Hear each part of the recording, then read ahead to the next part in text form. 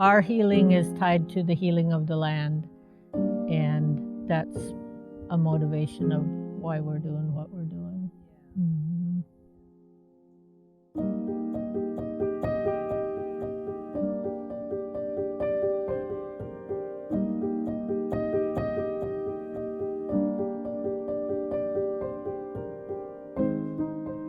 The Spokane tribe was food sovereign since time immemorial. We lived on the land, and we made a yearly cycle following the food and knowing the foods and being in relationship with the foods, because we know our foods are out there and wanting us to be visiting them.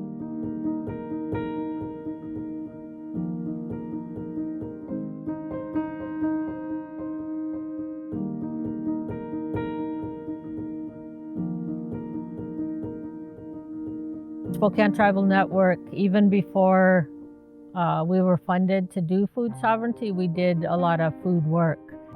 They had a real focus on community wellness, and so we recognized that that food is a positive force to bring people together around. That food is important, and anytime you're going to ask people to come together, you should have some sustenance.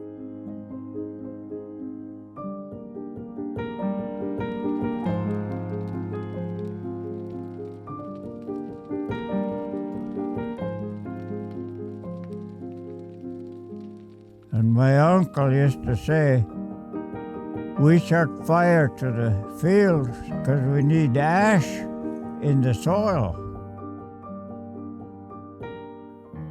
So you made it by burning, setting the fire.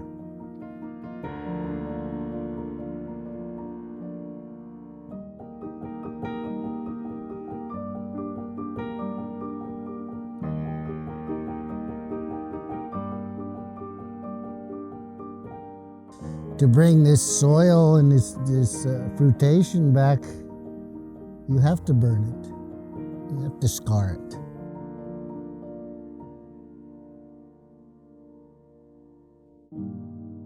The cultural side of fire is something we have to understand as a whole, as a tribe.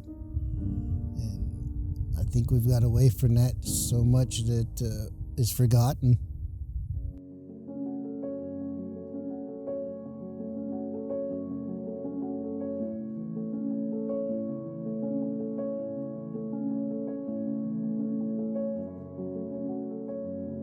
I used to burn with my folks. Grandma and it would burn around the house, and Grandpa and older kids would burn up around the ranch there every year, twice a year.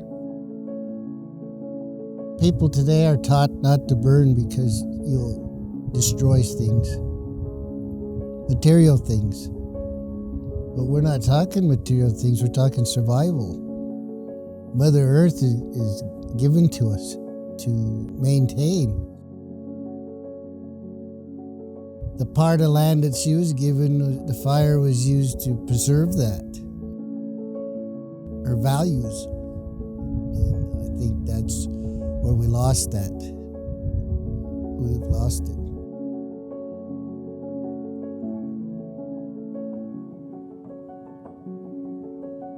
It isn't just something they went out and did like we do now, where they're like, we need to go and do some burns. It was a part of life.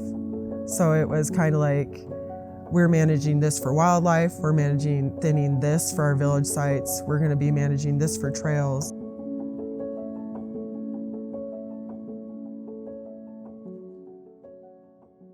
And so all we can do is take the knowledge we have to be able to apply it on the ground and do something, like pretty much take back that control that we've always had.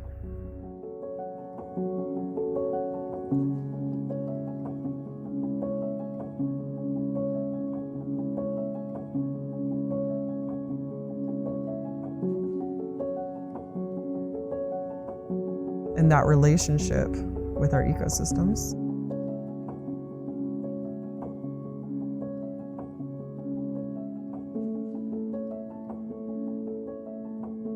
So yeah, Sam's quarters. And this came post-burn, so that was interesting. That the cultural burn awakened whatever was in the ground that let that grow.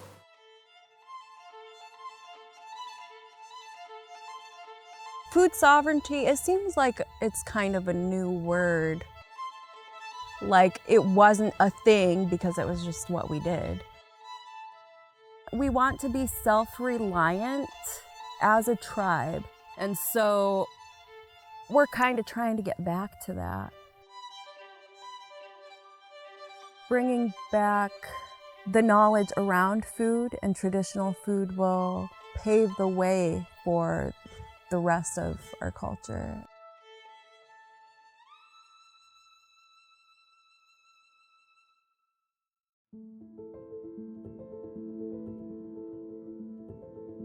The tribal community is able to just come down there and help whenever they want. So I think that's what's really cool about it, is kind of like a community event to be able to come together and start talking and just identifying plants and laughing around.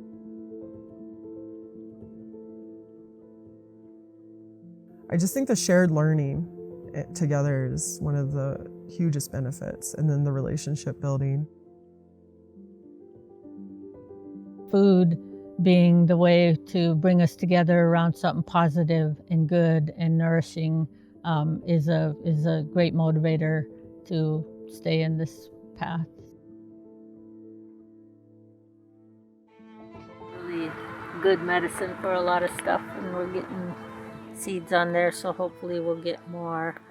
There's the Grindelia, which if you touch one of the flowers, you'll see it's sticky underneath there. It's good lung medicine. It grows really, like the bush will get this big over on the other side of the state. We're not sure what it's gonna do over here. That one we think is blue vervain, we think. And then Jessie Ray planted something between those two rocks there, but I forget what she said it was, and it's not popping up yet, so we're hoping for the best.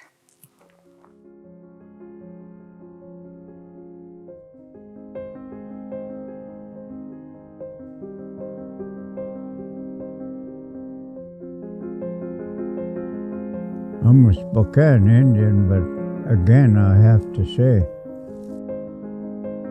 in my time, whatever we done, there was always a lesson behind it. You go over there and burn because it helps next year's huckleberries when you burn the right time of the year.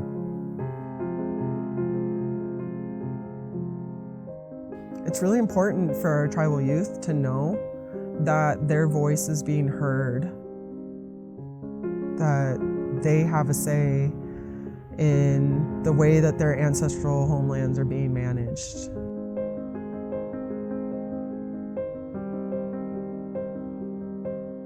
I've been kind of fighting the system for a while that we need to go back to the old ways. Our goal is to maybe have 100 of these and do the same thing every year. Our knowledge is here. It's collectively held and it's place-based. When we're able to come together, it increases in its wholeness. So the knowledge is here. We just have to be paying attention and listening for it.